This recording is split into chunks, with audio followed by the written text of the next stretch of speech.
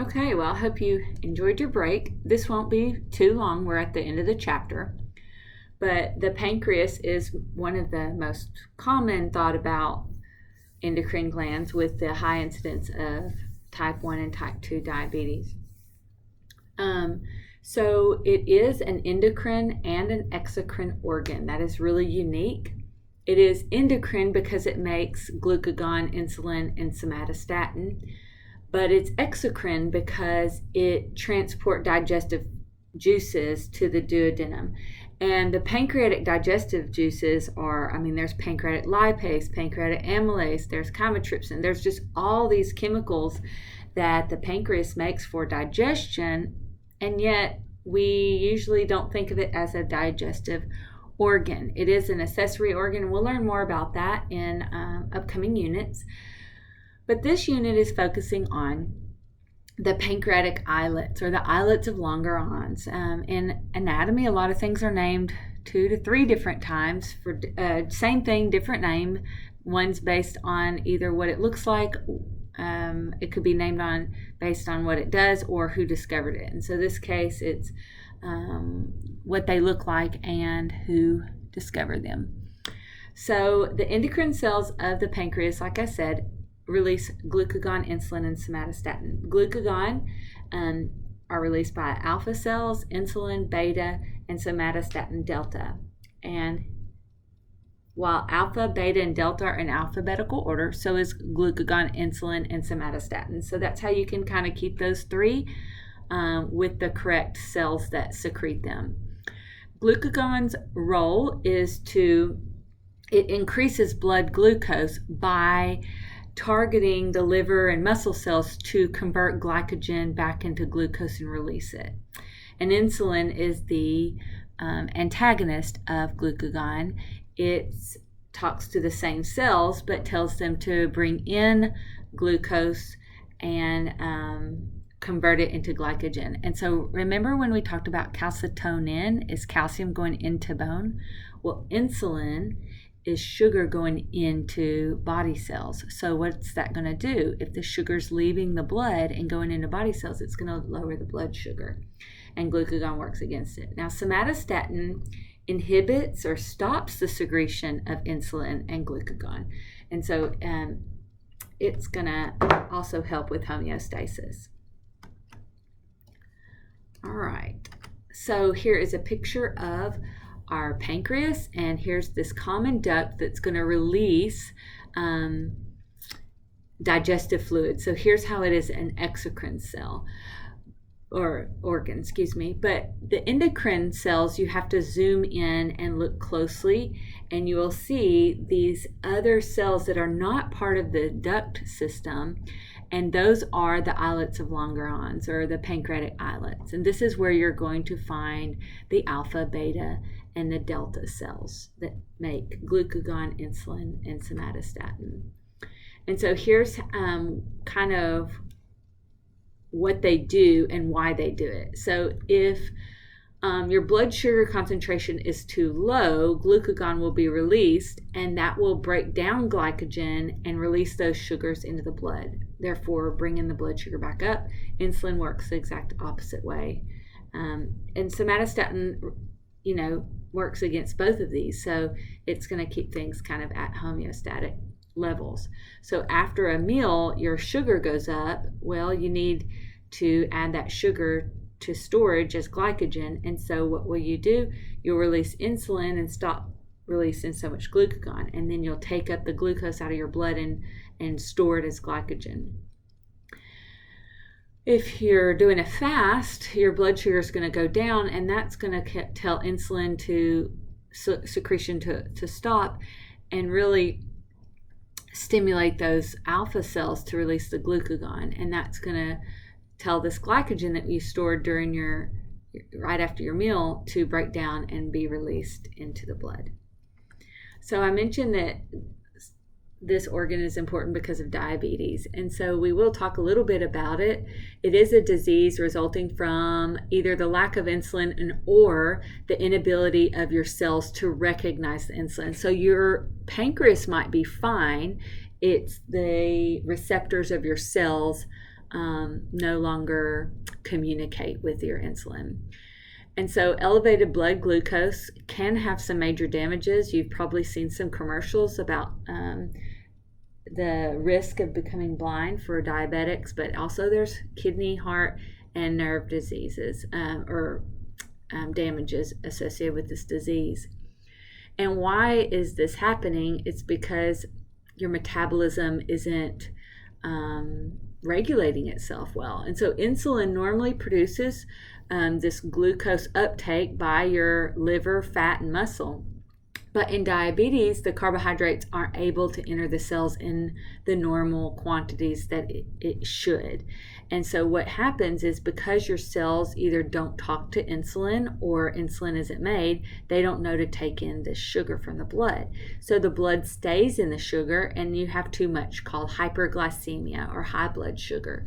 And so what will your cell do? And for energy, it will start to break down the tissues. So this can cause some weight decline and fatigue and trouble healing. I think about my own grandmother who was a diabetic and had to have some amputations because of wounds not healing. We will see glucose spilling into the urine because we're not able to uptake all that sugar, and so some of it is being secreted in through our kidneys. So there is type 1 and type 2 diabetes. Type 1 diabetes is usually called juvenile or the insulin dependent, and this is the one that usually begins as a youth, and it is an autoimmune disease where your actual immune cells are destroying the beta cells of the pancreas. So you're not making any insulin, because remember, beta cells are the ones that make the insulin. So you're going to be insulin dependent. And this is about 10% of the cases of diabetes. The rest of them are maturity onset or non-insulin dependent. And this is happening because we differentiate the two, in that type 2 is not an autoimmune disease that is fighting your beta cells. You are making insulin just fine. It's that your body cells aren't communicating correctly with this insulin. They're not recognizing that your insulin is saying to bring in the sugar, and so the cells don't. And this can have some other complications.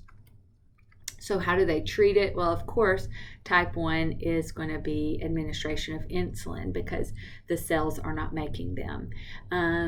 And really, they make human insulin commonly now with bacteria by recombinant DNA and plasmids, and very cheap compared to getting insulin from closer related organisms. We can actually put the human gene in a bacteria and it will make human insulin, which we're less likely to have a reaction to. So they can get insulin, of course, through an injection or some type of pump, and some even in aerosol form. They're working on a skin patch, and in some countries they're doing some transplants. But type 2 diabetes, we're going to have to change our diet and exercise and try to burn that sugar in the blood. Can use some medications, some very common popular medications right now in the news, not only helping fight diabetes, but prevent diabetes, as well as infertility and other things associated with high blood sugar. So our last glands that we want to talk about are the pineal gland, the thymus, and some other kind of random glands. So the pineal gland is found in our brain, and it is right between the cerebral hemispheres, and this is the one that is responsible for making melatonin. And so what causes melatonin to be released is actually the absence of light. So if you're laying in bed with your cell phone out and you're looking at your cell phone, you're not going to get as tired, because that light stimulating your brain is telling your pineal gland that it's still daytime. It's not time to sleep. So if you want to go to bed early and become a morning person, you're going to have to start shutting down the light sources sooner. And unfortunately, a lot of people aren't doing that, and then taking melatonin supplements, which you can go buy in the pharmacy over the counter. But your pineal gland will become lazy, and so you're going to it's going to take some time to wean yourself off of that and get your pineal gland really cranking out that melatonin again for you, or you're going to have to, I guess, be addicted, if for lack of another term, be dependent, I should say, on oral synthetic melatonin. The thymus gland is right in the mediastinum, so right around above the heart, between the lungs, and it secretes thymosins. And these are really important for immunity. So underlying immunity right on your heart makes sense. We want to fight things with our T lymphocytes. We're going to fight diseases or pathogens. And so we're going to put this right on our heart so that we can put these white blood cells circulating our entire body. And then other glands, like you have reproductive organs. So ovaries and testes make reproductive hormones that are responsible for the secondary sex characteristics. So of course with the ovaries, that's estrogen and progesterones, and testes are the androgens like testosterone. What's interesting is we'll find out the placenta actually also produces estrogens, progesterone, and a gonadotropin, human chorionic gonadotropin to be exact.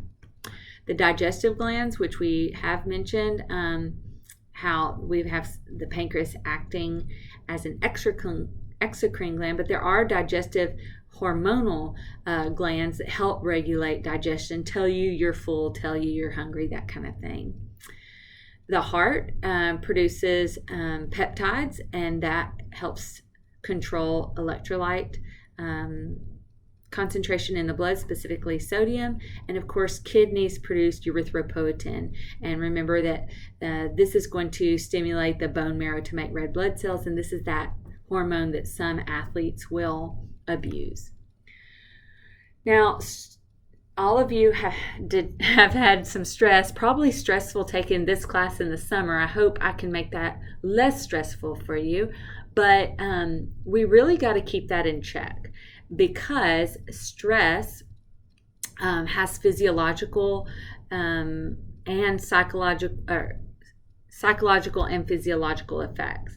And so there are psychological stresses, so things in your head, what you think is dangerous, that you're grieving, if you're angry, if you're fearful. And then there's actual physical stresses like on your body, so temperature extremes, a lack of water, oxygen deficiency, injury. And so all of those are different types of stressors. And there is a response called GAS, of all things, right? General Adaptation Syndrome. And there's two general stress stages. The first is the alarm stage. And so this is where epinephrine is very intense, and this is going to be your sympathetic nervous system, which is fight or flight. And this shouldn't last very long. And then there's the resistant stage that is slower and longer, and this is going to cause cortisol and glucagon to be released. And so it's going to increase blood sugar. And this is why if you have long-lasting stress, your cortisol and glucagon or sugar levels can be very high. And so that's called the resistant stage. Now, there is an exhaustion stage, and this actually can lead to death because you are not controlling your homeostatic processes very well, and you might have an electrolyte balance. And this is due to over-secretion of cortisol over much time. So you can see the stress is coming into the brain, into that hypothalamus, and we're going to release some hormones to the anterior pituitary, release adrenocorticotropic hormones that go to the cortex of the adrenal gland, and then that's where cortisol is released. And here's those long-term resistant stages. In the sympathetic nervous system, remember this nervous system thing, we're going to also talk to the adrenal medulla, and that's where your epinephrine. So this is that fight or flight alarm stage. So here's some major events in the general stress syndrome. So in response to stress, impulses are conducted. Those dilate air passages, shunt the blood into the skeletal muscles, because you're going to have to fight, right? So this is sympathetic nervous system. You're increasing your blood sugar levels. You're breaking down body fat because you're getting ready to beat this guy up or escape from him or whatever. The epinephrine intensifies and prolongs that sympathetic action, that fight response. It also secretes, as we said, the releasing hormone, which secretes ACTH, and then that goes to the adrenal cortex, which releases our cortisol. So we're getting into that longer stage. Secretion of the glucagon from the pancreas and the growth hormone of the anterior pituitary increase. The glucagon is helping with energy sources, and we're taking in amino acids by the cells, and then we're losing our control kind of water retention.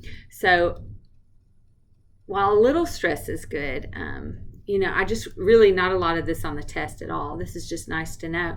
But I do want you to think about deep breathing exercises and thinking good thoughts and trying not to be long-term stress and increase your cortisol over a long period of time. After every chapter, they talk about what changes as we age, and it's never good news. So it's kind of depressing, but your endocrine glands are going to kind of decrease. Of course, your hormone levels get out of whack. You might become insulin resistant. Your melatonin isn't going to regulate your days and nights. Thymosin production declines, and so you are more likely to get infection or disease, and eventually you might die from it. All right, y'all, that is the end of this chapter. Go ahead and finish your labs on this stuff and your practices over the material, and then you'll be ready to go to the next chapter, which is on blood.